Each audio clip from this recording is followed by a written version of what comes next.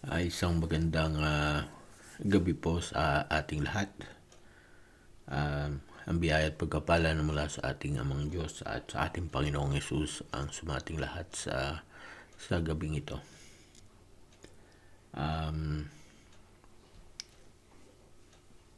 Ngayon po ay ikatlong linggo ng January 2024 at ito po ay isang recording na mula po sa mga kapatid nyo sa Canada. At ito pong recording na ito ay recording po ng mga awit na ating pong awitin sa pagsamba at Bible study at teksto na gagawin natin sa darating na linggo. At bilang pagkasimula atin pong awitin ang number 11.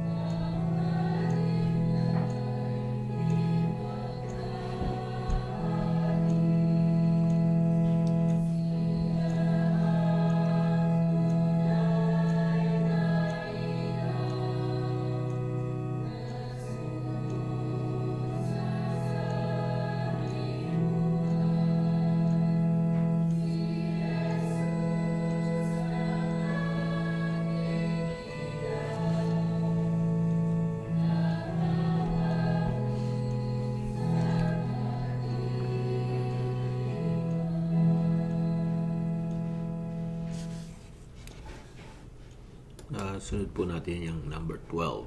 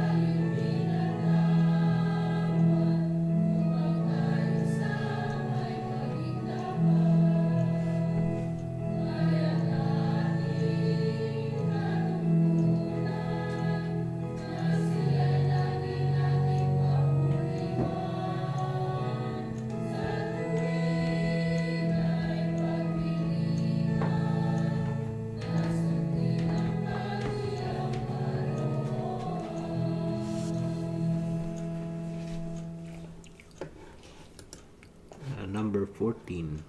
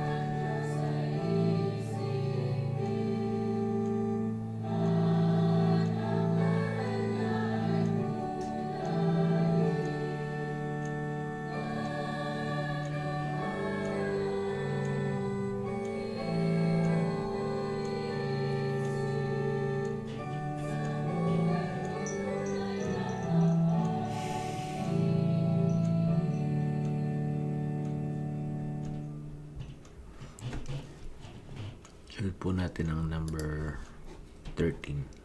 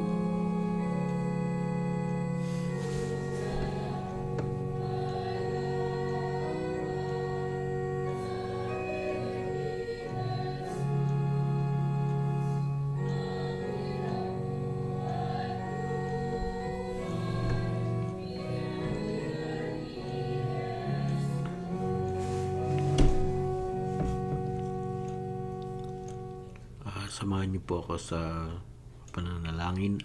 Panginoon naming Diyos, Ama namin na magbibigay sa amin ng aming mga buhay, kalusug at kalakasan. Ikaw, Panginoon, na may likha ng sanglibutan, lahat ng mga bagay na naririto. Ikaw, Panginoon, na nagbibigay ng aming buhay, lakas, pagkatao.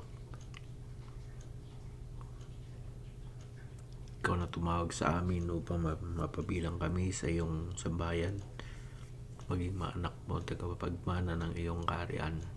Ikaw ay aming sinasamba, pinupurit na dakila, Espiritu at katotohanan.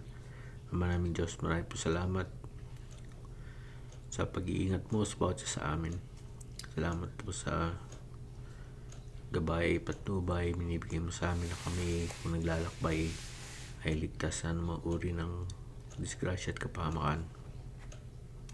Tinutulungan mo kami, Panginoon, magkaroon ng maayos na pangatupan kaisipan upang kami ay makapaghanap buhay, magpatuloy ng aming pawis, igawa namin ang aming mga kamay, at upang kami ay kumita ng aming mga pangailangan, at kami huwag mapagkailangan sa ibang mga tao, kundi yung minarapat na kumikamisan kami ay naging kasangkapan mo sa pagbibigay. Salamat sa iyong mga biyaya at pagkapala. Salamat sa iyong kabutihan.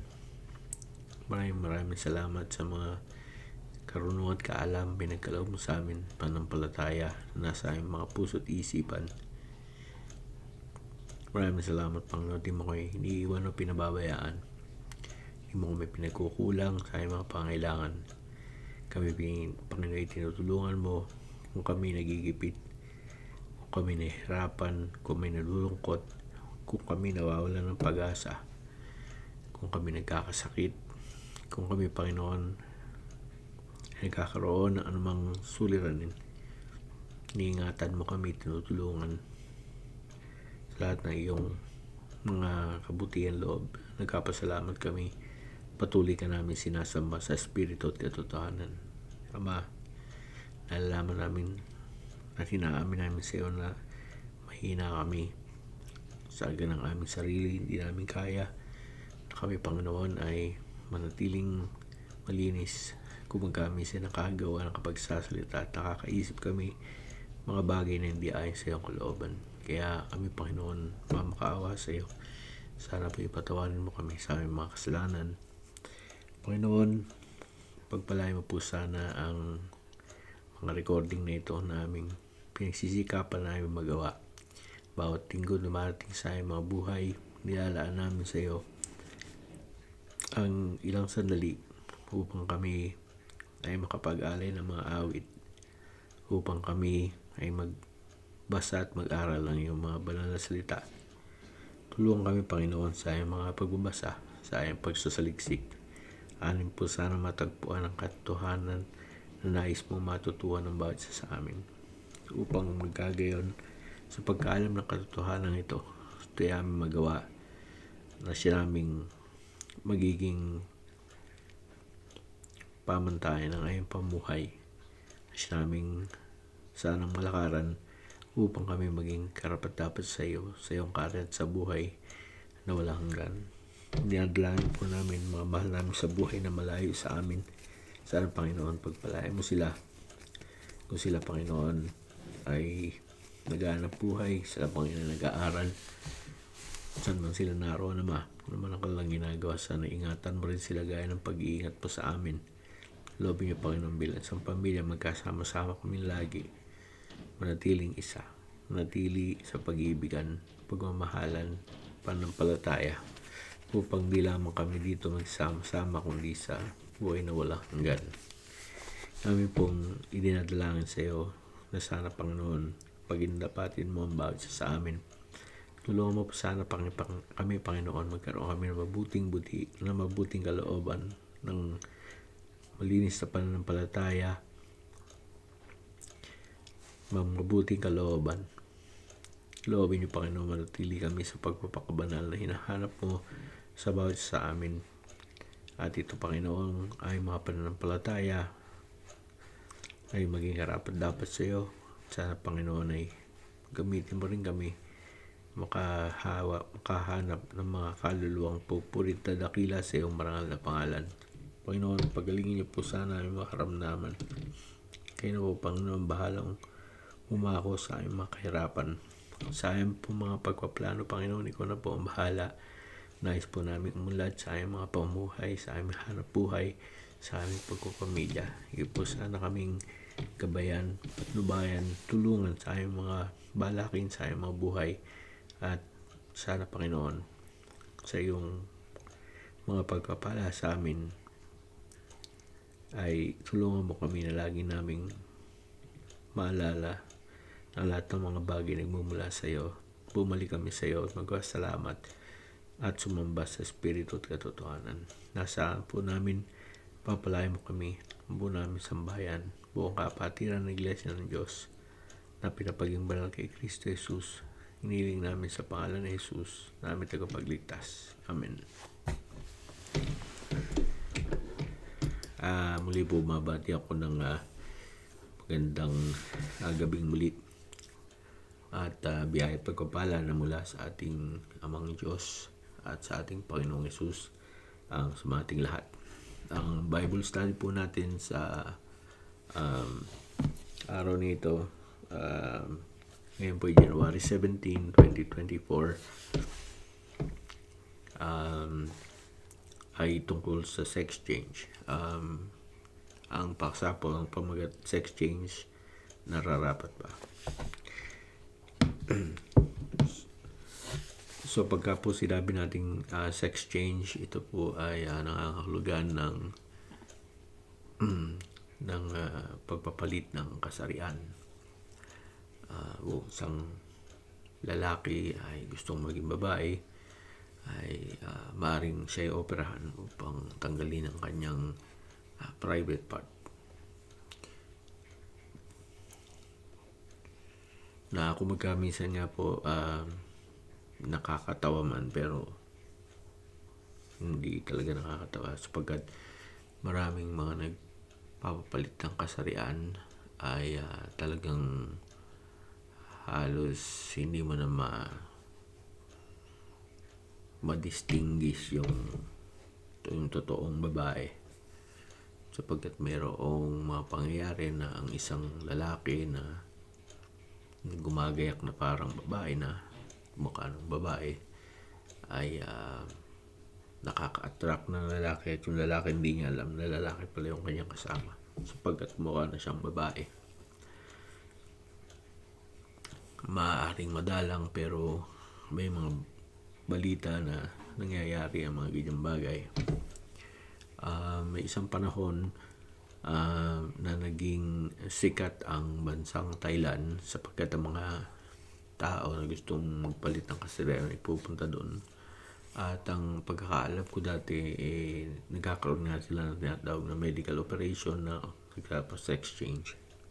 So isang lalaki ay tinatanggal, sa aking pagkakaintindi, yung kanyang private part at ginagawang parang babae. Hindi na natin pupuntahan ng pinakadetalye niyan, subalit dito sa ating kinaroroonan, iba-iba yan mayroong mga babae na gustong maging lalaki, halimbawa, at sila ay dumadaan sa tinatawag nilang transitioning, at ako mismo ay nakasaksi ng mga babae na nagpapa-injection ng male hormone o ng testosterone, kaya ang kanilang katawan ay nagiging parang lalaki at sila ay nagmumukha silang lalaki.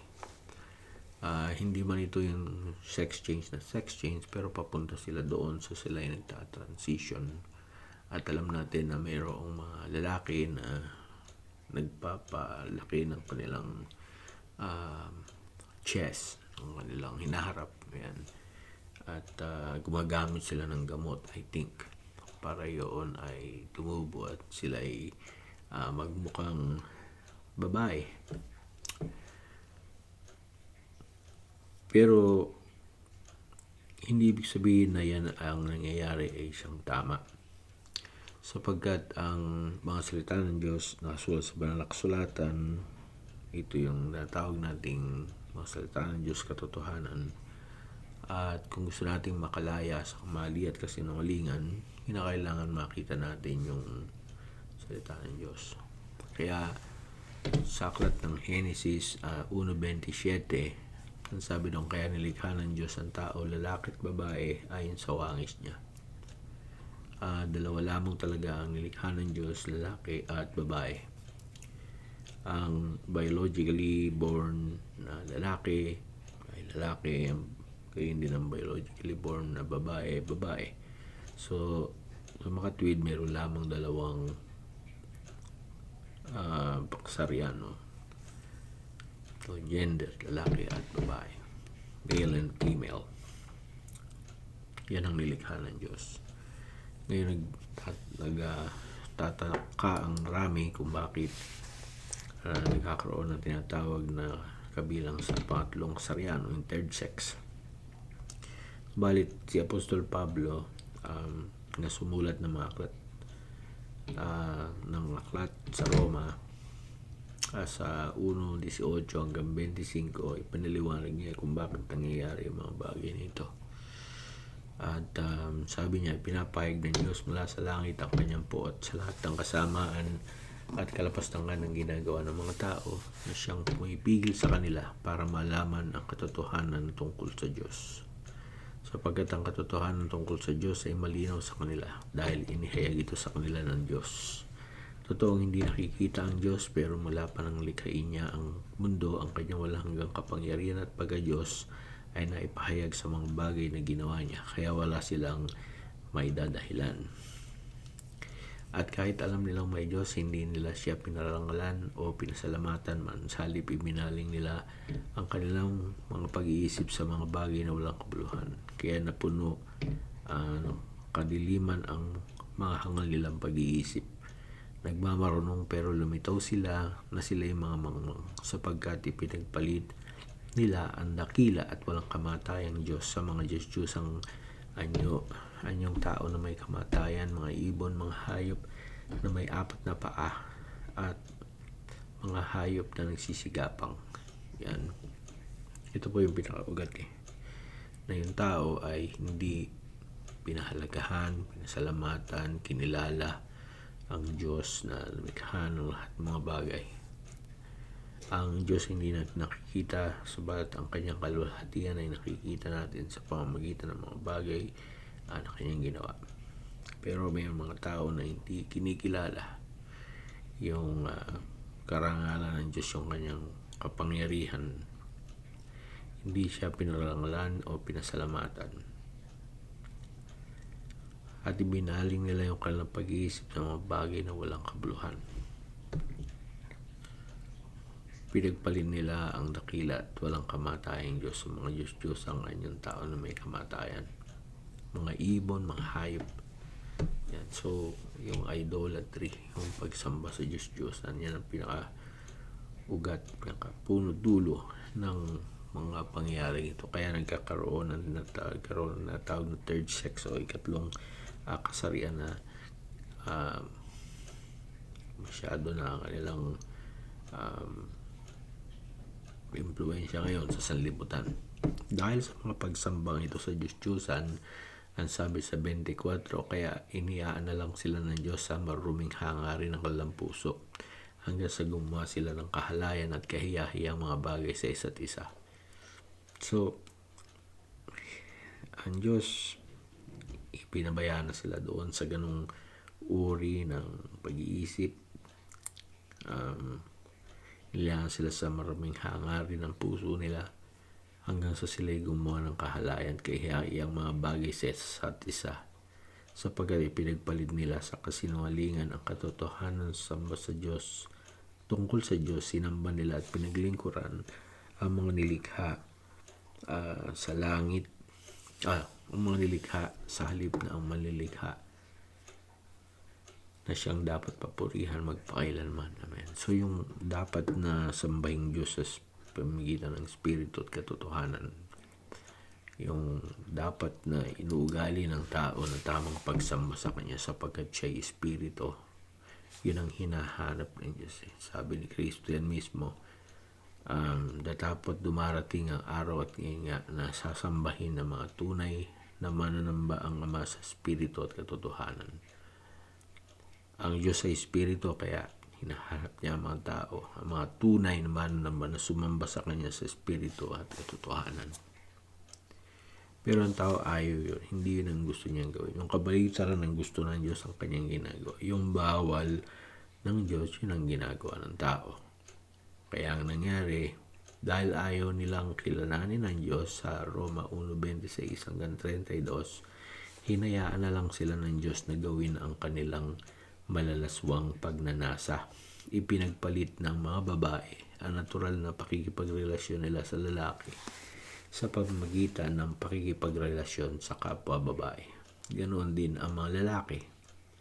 Tinalikuran nila ang natural na pakikipagrelasyon sa babae at sa halip ay pinagnasaan ang kapwa lalaki. Kahiya-hiya ang ginagawa nila sa isa't isa. Dahil dito, pinarusahan sila ng Diyos ng nararapat sa kanila. At dahil sa ayaw talaga nilang kilalanin ng Diyos, hinayaan nila sila sa kanilang kaisipang hindi makapili ng tama. Kaya ginagawa nila ang mga bagay na hindi nararapat.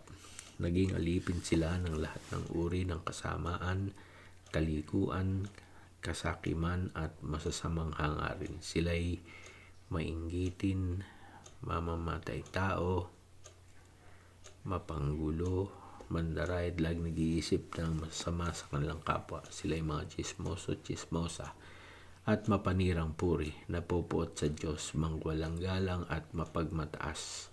Naghahanap sila ng magagawang masama at suwail sa mga magulang nila. Sila ay mga hangal, mga traidor at walang awa. Alam nila ang utos ng Diyos na dapat parusahan ng kamatayan ang mga taong gumagawa ng mga kasalanan ito, pero patuloy pa rin silang gumagawa nito at natutuwa pa sila na ginagawa rin ito ng iba. So dahil sa kanilang hindi pagkilala sa Diyos, yun yung naging daan na sila ay hinayaan na upang sila ay gumawa ng mga bagay na malalaswa. Sa Roma 1:26 hanggang 32 ng ang salita ng Diyos. Kaya yung pinagpalit nila yung katotohanan ng Diyos sa kasinungalingan, sinamba yung nilalang kaysa lumalang, pinagpalit na ng mga babae. Ayun naging dahilan kaya nagkaroon na ng masamang nasa na yung mga babae. Tinalikuran nila yung kanilang natural na pakikipagrelasyon sa lalaki at sila nakipagrelasyon sa kapwa babae. Ito yung tinatawag na sexual relation, homosexuality. And at the same time, yung mga lalaki ganun din. Iniwanan nila yung natural na relasyon sa babae at ang kanilang pinagnasaan na yung kapwa lalaki. So, ito na yung ugat nun. Hinayaan sila ng Diyos doon. Ngayon, hindi ibig sabihin na wala na silang pag-asa sapagkat ang Diyos ay mahal niya ang buong sanlibutan na kanyang sinugo yung kanyang kaisa-isang anak upang sa kanya sumampalataya huwag mapahamak kundi magkaroon ng buhay na walang hanggan. Kaya hindi natin sinasabi na wala silang pag-asang maligtas, kundi sila nga yung talagang dahilan kaya ang Kristo ay naparito sa lupa ay para sagipin yung mga may sakit. At sa pamamagitan ng ating Panginoong Hesus, ang sasampalataya sa Kanya ay hindi mapapahamak kundi magkakaroon ng buhay na walang hanggan. Kaya kahit na yung mga lalaki na ang kanilang pakiramdam ay sila yung mga babae na natrap sa katawan ng isang lalaki, o kung ang babae ang kanyang pakiramdam ay siya ay isang lalaki na trap sa katawan ng babae, hindi ibig sabihin na wala na silang pag-asa sa kaligtasan. Sapagkat sa 2:4 ng unang Timoteo, nais niyang maligtas ang lahat ng tao at malaman ang katotohanan. Hindi lamang ang bansang Israel, hindi lamang ang ilang parte ng mga hintil, kundi lahat ng mga tao, ang gusto ng Diyos ay maligtas at makaalam ng katotohanan. Kagaya ni Apostol Pablo na nilapastangan niya ang Diyos, ang ating Panginoong Hesus, kanyang inusig at nilait ang mga mananampalataya. Subalit kinaawaan siya ng Diyos dahil sa ginawa niya ang mga bagay na yon nung hindi pa siya sumasampalataya at hindi niya alam ang kanyang ginagawa sa unang Timoteo 1:13. So, sa kawalan niya ng panampalataya, hindi niya alam, mali yun. Inusing niya ang iglesia ng Diyos, kinakaladkad niya mga lalaki at babae na sumasampalataya sa Panginoong Hesus. Yung mga tinatawag na Kristiyano ay kanyang pinag-usig at tinadala niya sa bilangguan. At sumang-ayon din siya sa pagkamatay ni Esteban nung ito'y pinagbabato hanggang mamatay. Pero siya ay tinawag ng Diyos at kinahabagan dahil sa kanyang kawalang kaalaman noon at walang pananampalataya. Nung siya ay tinawag ni Kristo sa daan ng Damasco, na siya nga ay nabulag at tinawag siya ni Kristo at kinausap na sabi, Saulo, Saulo, bakit mo ako pinag-uusig? Sabi ni Kristo, ako'y si Jesus na iyong pinag-uusig. Mula noon sa kanyang pagtawag na yun ay tinalikuran niya yung kanyang kasama ang ginagawa sa iglesia. Siya ay nagbagong buhay at siya ay maraming tiniis alang-alang sa pangalan ng ating Panginoong Hesus. At yung kanyang kasalanan ay napawi. Kaya kahit na yung mga nagpa-sex change na yun, yung mga homosexual, lesbian, or gay, or LGBT, kung ano man sila sa lipunan, ano man ang kanilang gender, ano man ang kanilang pronoun, di ba? Yung iba, lalaki pero gusto nila sila she or her, right? Babae pero he at saka him ang kanilang pronoun. So, hindi lamang yung kanilang kasarian ang pinapalitan, kundi yung kanilang mismong identity. Na sila ay lalaki, pero sila ay kumikilos, nananamit, gumagayak, na parang babae. Ang iba sa kanila ay nagpapalit din ng pangalan. Lalaki, pero nagpapalit ng pangalan babae. Sa pangalan babae na sila nakikilala. Pero may pag-asa yun eh. May pag-asa yun sa Diyos kung sila yung magbabalik loob. At kung sino man ang sabi na kay Kristo, isa ng bagong nilalang, wala na ang dating pagkatao. Ang sabi, binago na siya. So yung mga nakakarinig ng Ebanghelyo, ano man ang kanilang tinatawag na gender identity, ano man ang kanilang kasarian, tinuturing man sila na sila ay homosexual o lesbian o gay o bisexual o transsexual o queer o ano man ang gusto nila itawag sa kanilang sarili, nagpapalit man sila ng kasarian o hindi, ano man ang klase ang kanilang lifestyle, kung sila ay na kay Kristo Jesus na, sila silang bagong nilalang at ang kanilang dating pagkatao ay wala na at sila ay binago na.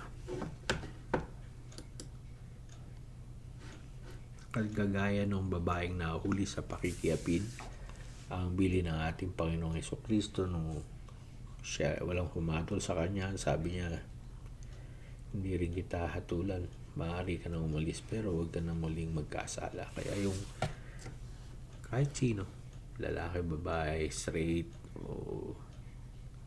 o gay o ano man, ang utos na yun, huwag na magkasala. Kaya kahit si Apostol Pablo, sabi niya, dinidisiplina niya ang kanyang sarili dinidisiplina ang katawan, sinusupil ang masamang pagnanasa. Dahil ang sabi niya, baka pagkatas ko ipangaral ang magandang balita sa iba, ako pa hindi makatanggap ng gantimpala mula sa Diyos. So talaga merong pagpipigil, right? Merong gagawin ng isang tao. Ano man ang kasalanan ng tao, ano man ang kanyang natural o yung kanyang ugali na kasalanan sa Diyos, gagamit tayo ng disiplina at kinakailangan susupili ng masasamang pagnanasa. Kaya yun ang ginawa ni Apostol Pablo. At ang sabi ni Kristo, magpuyat kayo at manalangin upang hindi kayo madaig ng tukso. Ang espiritu ay handang sumunod, ngunit mahina ang laman. Mateo 26:41. So isang mabisang paraan ay ang pagpupuyat, yung pagbabantay sa ating sarili upang maiwasan ng kasalanan o tukso, at kinakailangan na tayo laging may panahon sa pananalangin. Ang pagbabantay at ang pagiging alert sa mga tukso ng diablo at ang paghingi ng panalangin sa Diyos kung tayo nasa ganong kalagayan na tinutukso, sabi ay manalangin. Ang panalangin ay napakabisang paraan ng Kristiyano upang hindi tayo madaig ng tukso. Maaring magkamisan tayo ay may kakasala pa rin, subalit ang talagang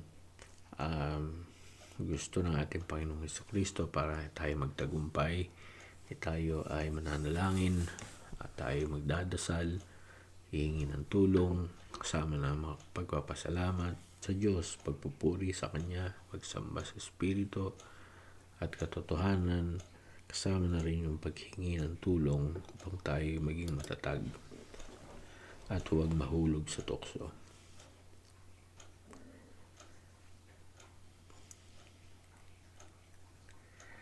At ang kaalaman kaalaman ay lalago. Marami kang magpaparot parito, ang kaalaman ay lalago. Andun na tayo sa kapanahunan yan na lahat ng kaalaman ay talaga namang sumasagana sa ating kapanahunan. Sumasagana rin ang kasamaan. Ito mo yung ginawa ng Diyos na lalaki ay pinapalitan, iniiba. Sa halip na hayaan ng lalaki ay manatiling lalaki, pinapalitan nila yung kasarian na ginawa ng Diyos.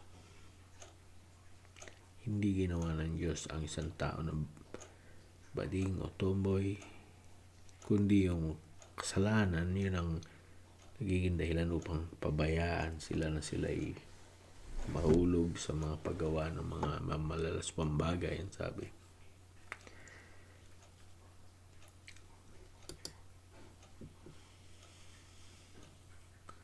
Kaya kung sino man ang nakikinig ng mga aral na ito, kinakailangan na tayo makinig upang lumago ang ating kaalaman. Kawikaan 15:32, pinapasama ng tao ang kanyang sarili kapag binabaliwala niya ang pagtutuwid sa kanyang pag-uugali. Ngunit kung nakikinig siya, lalago ang kanyang kaalaman. Kaya pakikinig ng pagsaway, pakikinig ng payo, pagtutuwid, kaya kailangan ng tao upang lumago sa kaalaman na kailangan na tayo ay nakikinig sa ating pagtutuwid sa atin, sa ating mga pag-uugali, sapagkat yan ang gusto ng Diyos sa atin. Maaaring tayo kakamali, subalit na kailangan nakikinig tayo sa pagtutuwid.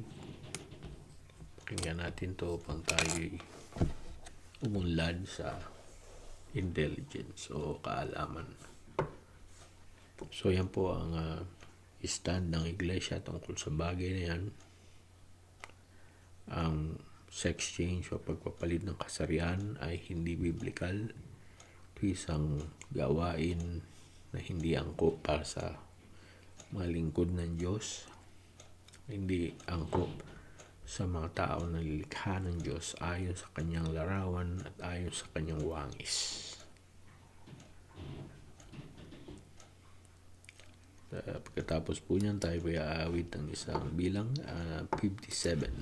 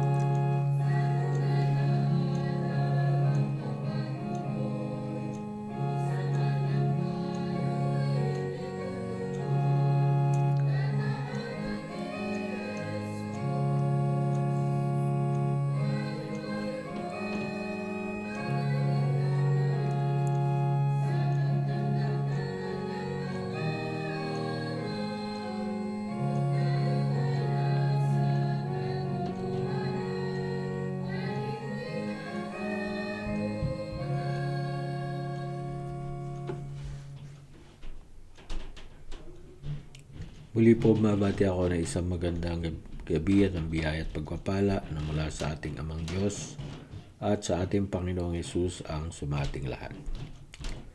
At sa araw pong ito, ang ating paksa ay galing sa Aklat ng Mateo, Ebanghelyo ni San Mateo 5:45. At ang banggit po sa talatang ito, kung gagawin ninyo ito, magiging tunay na anak kayo ng inyong amang nasa langit, sapagkat hindi lang sa mabubuting tao niya pinasisikat ang araw, kundi pati na rin sa masasama. At hindi lang ang matutuwid ang binibigyan niya ng ulan, kundi pati na rin ang mga hindi matuwid. So sa ating pong paksa, pinasisikat niya ang kanyang araw sa masasama at sa mabubuti. Alam niyo po sa Pilipinas, sagana po tayo sa araw niyan, no? Bagamat sabihin natin dalawa lang ang panahon sa Pilipinas, mayroong tag-araw at may tag-ulan. Yan. Sa panahon ng tag-ulan, minsan may mga araw na walang araw. Right? Hindi natin nakikita yung araw. At puro lang ulan. Minsan may tinatawag tayong siyam-siyam. Right? Minsan naman may panahon na ang daylight ay mas mahaba. Yung araw ay parang mas mahaba, maikli ang gabi. Right? At kung minsan naman mahaba ang gabi, saglit lang yung araw. Dito sa Canada, katulad ngayong winter, mga bandang mag-alas 6, madilim na yan . mga January. Pero habang nawawala nang matatapos na ang winter, unti-unti yan humahaba na yung daylight, yung araw. Minsan may mga araw na yung araw hindi mo nakikita, right? Nakukublihan ng ulap.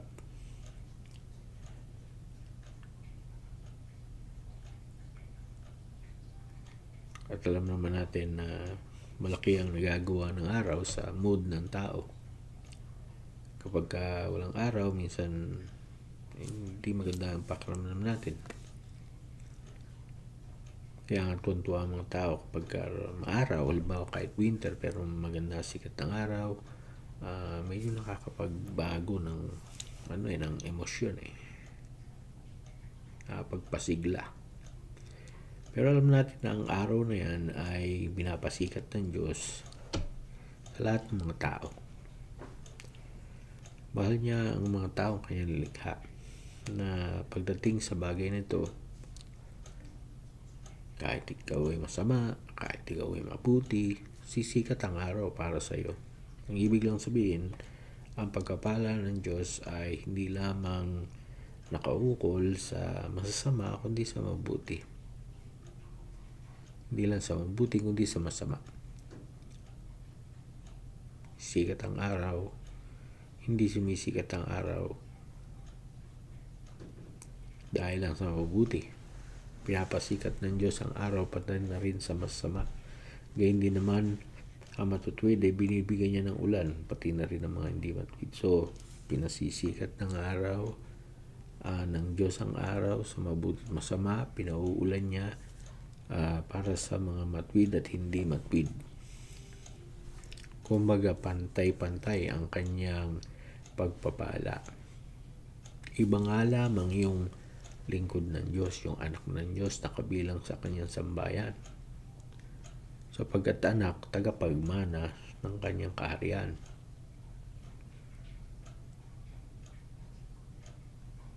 Yun ang kaibahan naman ng matuwid. Yun ang kaibahan naman ng mabuti.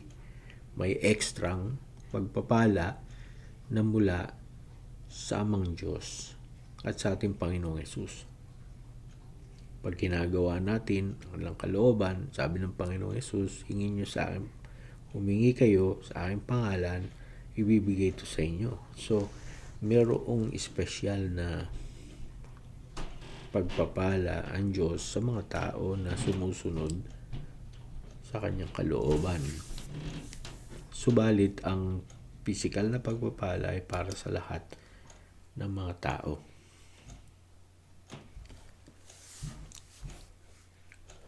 At ito ay bahagi nating mga tao sa 5:18 hanggang 19 ng Ecclesiastes o mga ngaral.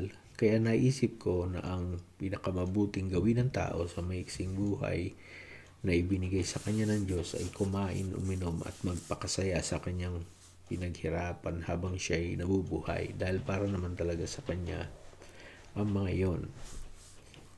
Binibigyan ng Diyos ang bawat tao ng mga pag-aari at kayamanan, hinahayaan nila, pakinabangan nila ang mga ito para matanggap nila ang para sa kanila at magpakasaya sa mga pinaghirapan nila. Ito ang regalo ng Diyos sa kanila. So, regalo ng Diyos yan, pagpapala ng Diyos yan, right?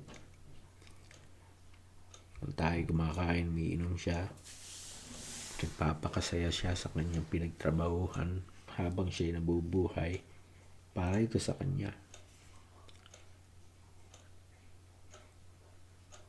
Nagbibigay ang Diyos sa mga tao, sa bawat tao ng mga pag-aari at kayamanan. Hinahayaan niya na ito ay pakinabangan at matanggap ang para sa kanila at magpakasaya sa kanilang pinaghirapan. So, hindi naman binabanggit na para sa mga banal lang, hindi sa mga banal, hindi banal, sa masama at mabuti, sa matuwid, di matuwid, magkakaroon ng pagkapala na galing sa Panginoon din. Ngayon, mayroong tanong si Jeremias sa 12:1 hanggang 2 ng Jeremias.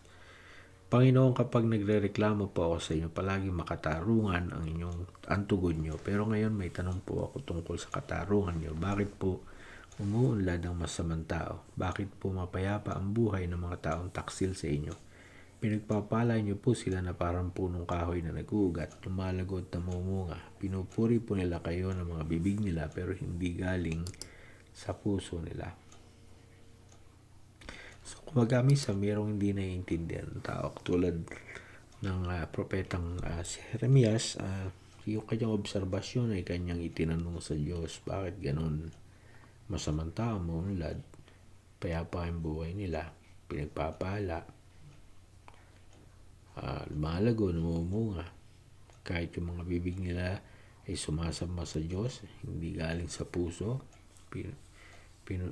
pinagpapala ng Diyos. Ayun nga yung kasi ito ay nakaukol di lamang sa mabubuti at masasama. Ngayon, mayroong mga bagay na parang injustice, tulad ng sinabi sa Aklat ng Mangaral sa 8:14. Ang problema lang sa mundong ito ay kung minsan ang mga taong matwid ba ang siyang napaparusahan ng parusang para sa masasama, at ang masama naman ay siyang tumatanggap ng gantimpalang para sana sa mga matwid. Ito man ay walang kabuluhan. So, nangyayari talaga yung mga bagay na yan. Yan.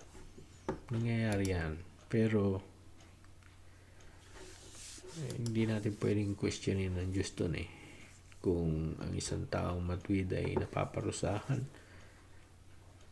ng hindi tama, yung masama naman ay tumatanggap ng gantimpala, nakaukol sa matwid, wala tayong magagawa doon. Ang ating Panginoong Jesucristo, kung iisipin natin, siya ay biktima ng kawalang katarungan. Siya ay namatay na gaya ng isang kriminal, kahit na siya ay mabuting tao. Siya ay anak ng Diyos, nabugtong na anak ng Diyos. Siya ay Diyos, pero siya ay ipinako sa krus. Pero nangyari yun dahil sa kalooban ng Diyos na kinakailangan siya ay maghirap, mamatay para tubusin tayo sa ating mga kasalanan. So yung minsan yung mga bagay nangyayari sa ating buhay, mahirap na maunawaan ng ating mga kaisipan, subalit yun ay katarungan ng Diyos. Yun ang gusto niyang gawin eh. Wala tayong control doon.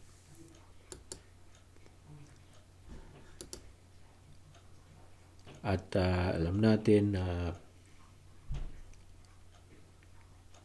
ang Diyos ang sabi sa unang Samuel 2:7, ang Panginoon ang nagpapadukha at nagpapayaman, itinataas niya ang iba at iba na may kanyang ibinababa. So yung sa kanya nanggagaling yung pagpapalang yun. Sa kanya nagpapahirap, siya ay nagpapadukha, siya ay nagpapayaman. Sa kanyang kamay yun. So pagkat siya yung Diyos na makapangyarihan sa lahat, He can do whatever He likes. Subalit, merong mga bagay na dala ng katamaran. For example, may mga tamad na siyempre dahil sa kanilang katamaran, may hirap sila. Pero naman dahil sa kanilang kasipagay, yung mayaman sila. So, ang pagpapala ng Diyos, yung pagiging mayaman o mahirap ng Diyos, mayaman o mahirap ng tao, kung minsan depende sa kanilang ugali, sa lifestyle. May mga taong tamad, hindi nakakapagtakang sila mahirap. Mayroong mga taong masipag, mayaman, yumayaman, hindi nakakapagtaka yun. So, hindi porke ang isang tao ay mayaman, yun dahil parang binigay na lang ng Diyos na ganoon. May pagpapala ang Diyos sa lahat ng mga tao. At kung magkamisan, kahit hindi sila iglesia, basta sila masipag, maaari silang yumaman. Pero isang taong tamad na hindi gumagawa ng kanyang kamay, hihirap yun. Yun yung logic.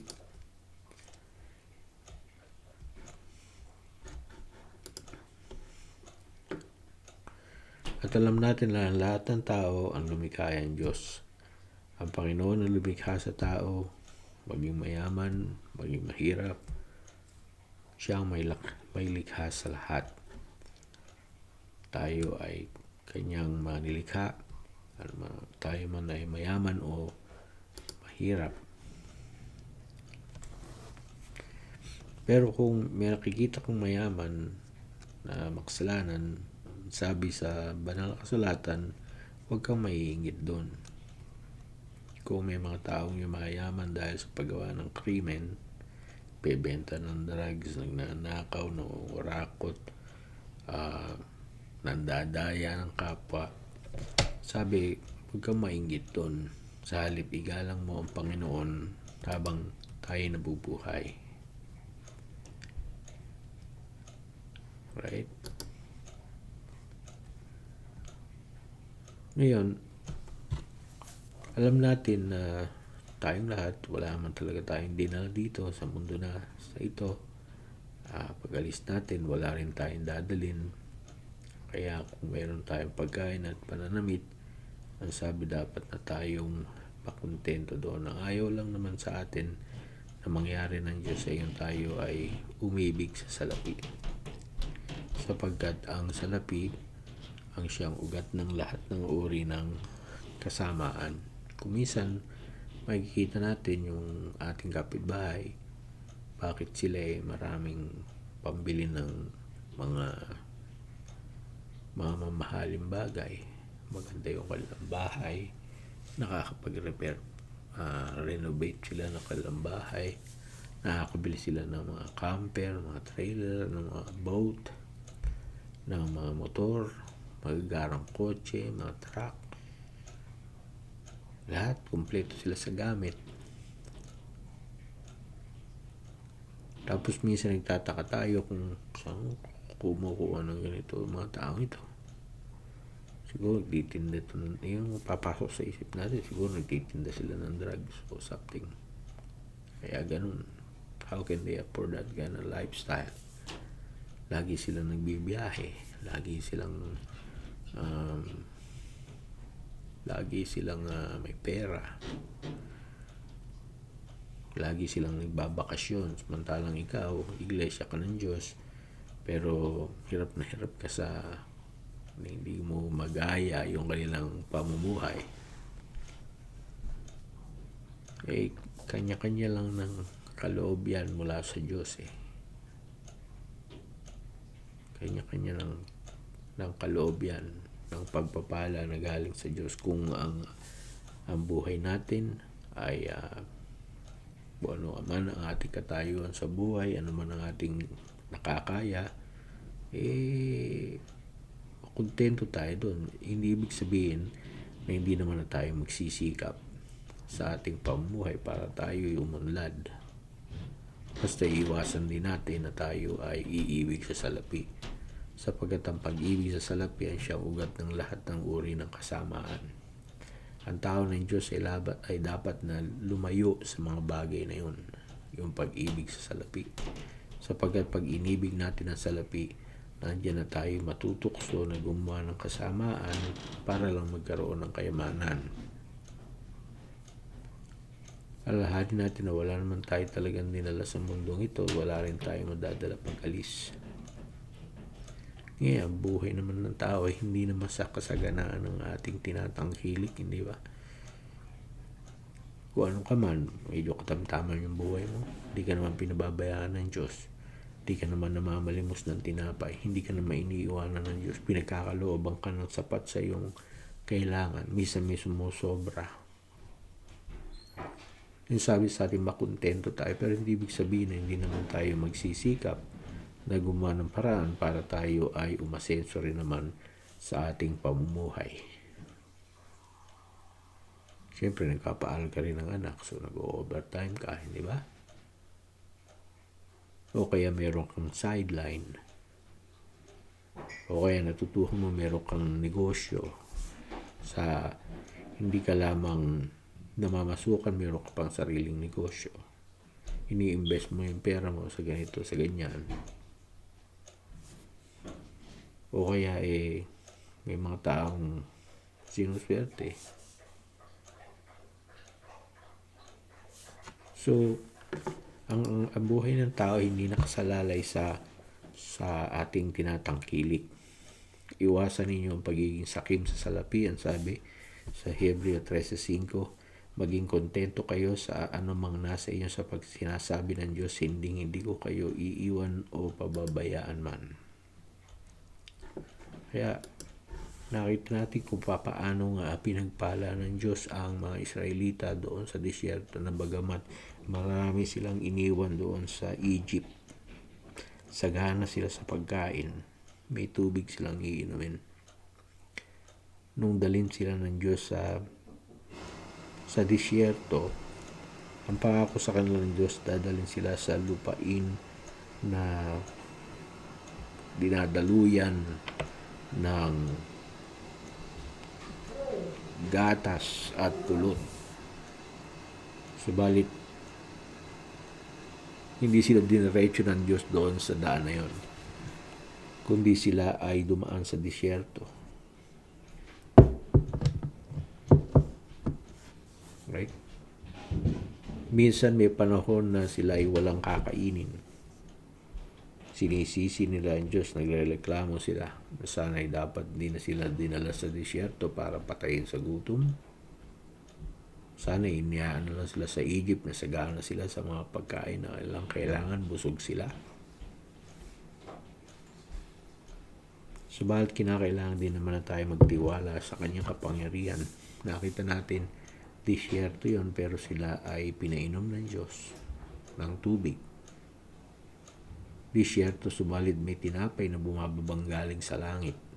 Disyerto, subalit mayroong pugo na sinesend ang Diyos sa kanila para mayroon silang meat o laman na makakain. Ang kanilang damit ay hindi na luma, ang kanilang panyapak ay hindi na luma. Ang lahat ng kanilang kailangan ay dumarating sa kanila bilang isang pagpapala ng Panginoon.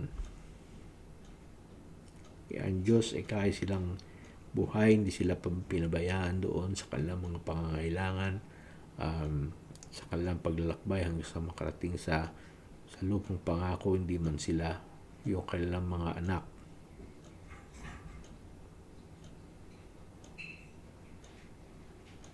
Alalahanin natin na ang ating buhay ni nakalaan sa kasaganaan ng ating tinatangkilik. Kung ang isang taong mayaman ay nagbabalak na gibain ang kanyang kamalig upang gumawa ng mga malaking kamalig upang mailagay doon ang kanyang mga ani. Sapagkat napakarami niyang inani, wala siyang mapaglagyan, pero sa kanyang pagpaplano, magpahingalay ka aking kaluluwa. Sapagkat napakarami mo ng pag-aari. Kumain ka, magpakasaya ka. Subalit, hindi niya alam, siya'y hangal sa harapan ng Diyos. Sa gabing ito, ang sabi ng Diyos, kukunin ng iyong kaluluwa, yung lahat ng iyong tinatangkilik at pinagpaguran at pinaghirapan ay mapapasa kanino kaya. Alalahan natin may kanya-kanyang kaloob yan. Kung hindi tayo pinagkalooban ng mayamang pamumuhay, pero hindi tayo pinagkukulang ng Diyos, makontento tayo doon. Nagsisikap ka, pero hanggang doon lang ang kaya. Hanggang doon lang ang ating kaya. Magpasalamat tayo sa Panginoon na tayo pinagpapala niya. Hindi makabubuti sa atin at ikukumpara natin yung ating sarili sa ibang tao na bakit sila meron nito at ikaw ay wala. Sa halip, ang ating gawin ay magsikap tayo sa ating pamumuhay upang yung ating gusto ay ating makuha, at kung hindi naman, kung ano yung binibigay ng Panginoon ay masiyahan tayo doon. At kung tayo ay pinagpapala ng Panginoon, tayo payamanin, Sa unang Timoteo 6:17 hanggang 18, sabihin mo sa mga mayayaman sa mundong ito na huwag silang maging mayabang o umasa sa kayamanan nilang madaling mawala. Sa halip, umasa sila sa Diyos na nagkakaloob sa atin ng lahat ng bagay na ikasisiya natin. Turuan mo silang gumawa ng mabuti, maging mayaman sa mabuting gawa at mapagbigay at matulungin sa kapwa. So kapag ikaw naman ay umaman, kailangan bukas ang ating palad naman ay bukas sa pagtulong din naman sa iba. So wag nating asahan na yung kayamanan niya na binigay mananatili. Wag tayong umasa doon. Ito'y madaling mawala. Subalit ang ating dapat na asahan ay yung Diyos na nagbibigay sa atin ng mga bagay na yun, sa mga bagay na ikasisiya natin. At kung tayo binigyan ng kakayahan na gumawa ng mabuti, ang ating kayamanan ay dapat na ginagamit din naman di lang sa ating kasiyahan, kundi kung tayo mayaman, maging mayaman sa mabubuting gawa, mapagbigay at matulungin, sapagkat ito sinasabi sa aklat ng Gawa 20:35, ginawa ko ito upang maipakita sa inyo sa ganitong pagsusumikap ay matulungan natin ang mga dukha, na lagi nating alalahanin ang sinabi ng Panginoong Hesus na mas papalad ang nagbibigay kaysa tumatanggap. So yun ang ating laging isipin. It's better to receive it's better to give than to receive. Mas mapalad ang nagbibigay kaysa tumatanggap. At kung tayo naman ay hindi mayaman, sabi, makinig kayo mga kapatid, minamahal kong kapatid, hindi ba binili ng Diyos ang mga mahihirap sa mundong ito upang maging mayaman sa pananampalataya at maging tagapagmana ng kahariang ipinangako niya sa mga nagmamahal sa Kanya. Diba? Tayo naman ay mahirap, maging mayaman tayo sa pananampalataya.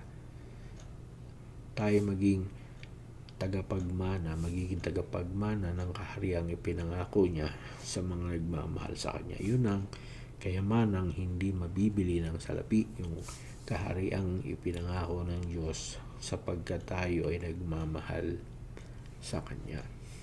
Alam natin na ang isang taong mayaman minsan ay sinabi ng ating Panginoong Hesus na pagkahirap-hirap sa isang taong mayaman ang pumasok sa kaharian ng Diyos. Yun kung magkamisan yung kayamanan nagiging dahilan para tayo ay mahirapan sa pagpasok sa kaharian ng Diyos.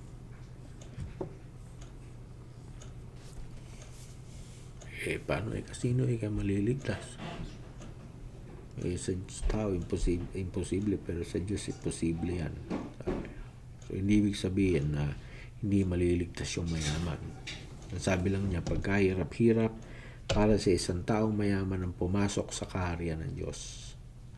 Mas madali pa ang kamelyong pumasok sa butas ng karayom kaysa isang taong mayaman pumasok sa kaharian ng Diyos. Kung nagiging isang dahilan yung kayamanan para yung tao ay hindi makapasok sa kaharian ng Diyos. Kung ating maalala yung binatang mayaman, sinabihan ni Kristo na kaya kung gusto mo maging ganap, pagbili mo yung ari-arian mo, pamigay mo sa may hirap yung pinagbilan ng ari-arian mo, tapos ay bumalik ka at sumunod ka sa akin. Ano ang reaksyon ng binatang mayaman? Na mula pa sa pagkabata, sabi niya, ginagawa niya lahat ng nasa kautusan. Walang palya.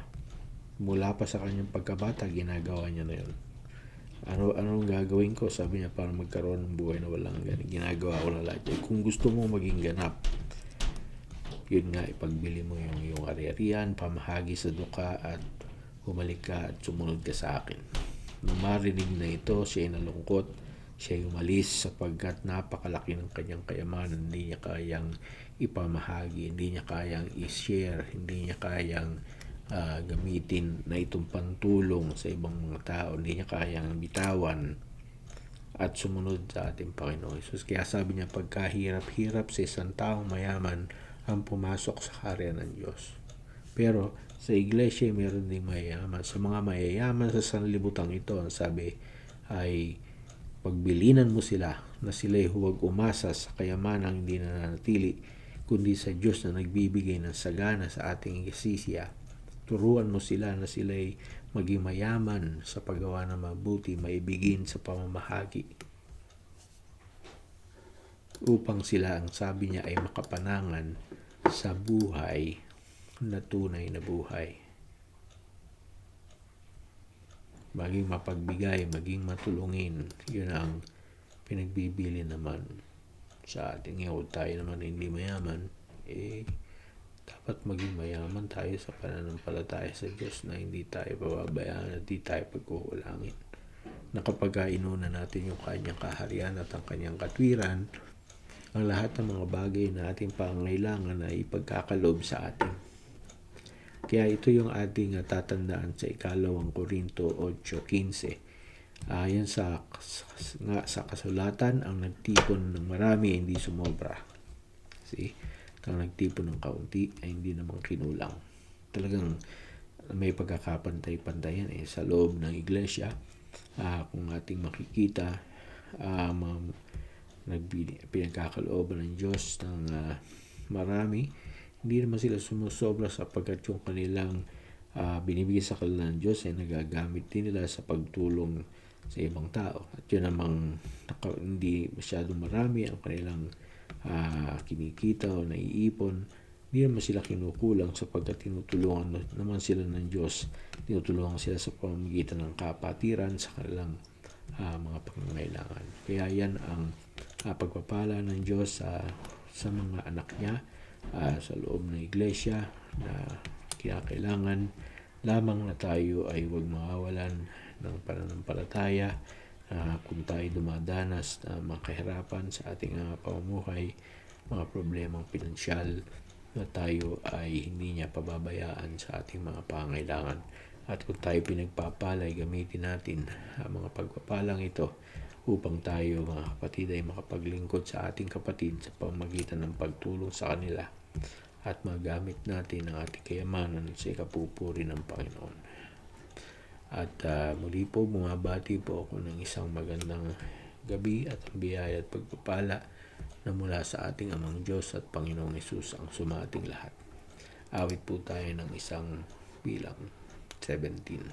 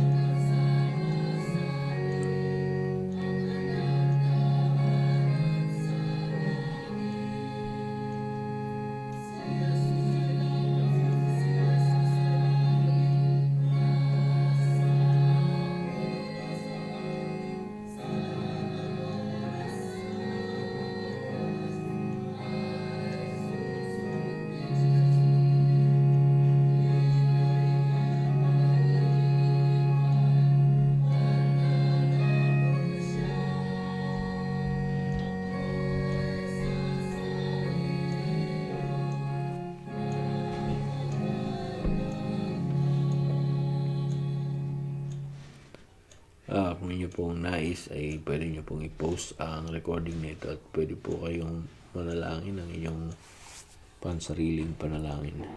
Pagkatapos po na kayo po ay makapanalangin, atin pong awitin ang awit sa pag-abuloy.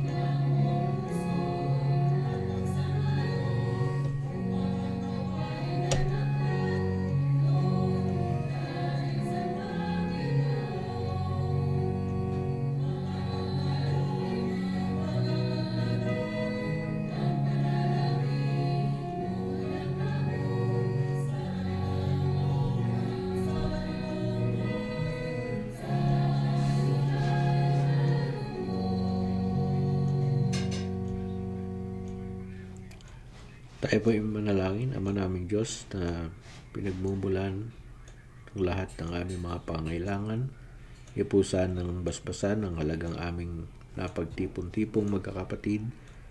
Ito po sana ay magamit upang pamahalaan ang iyong kapisanan, magamit sa ikapupuri ng iyong pangalan, at magamit, Panginoon, upang makahanap ng mga kaluluwang makakasama namin pupurit at dakila sa iyong marangal na pangalan. Panginoon, naman po ang aming kalagayan sa buhay. Tulungan niyo po sana mapanatili ang aming mga kalagayan. Ang mga kapatid namin pinagbinayaan mo pang maging mayaman sa sanlibutan ito. Tulungan, Panginoon, mapanatili ang kanilang kasaganaan. Ang mga kapatid namin, kung man ay nagkukulang sa aming mga pangailangan, tulungan kami makakita na ang pangailangan sa araw-araw, at sana, Panginoon, tulungan mo umunlad ang aming mga pamuhay at higit sa lahat magamit namin ang iyong mga biyaya sa ikapupuri ng iyong pangalan. Lahat po ito ay amin hihiling sa pangalan ni Jesus na aming tagapagligtas. Amen. Bitin po natin ang doxologia.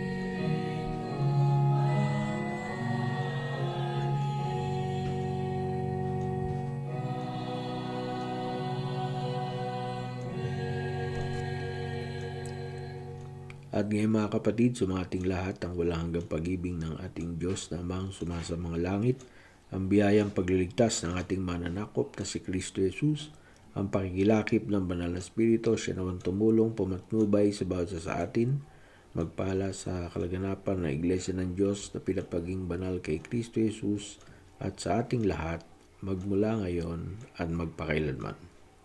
Kapayapaan mga kapatid. Tapos na po ang ating recording. Magandang gabi po sa ating lahat.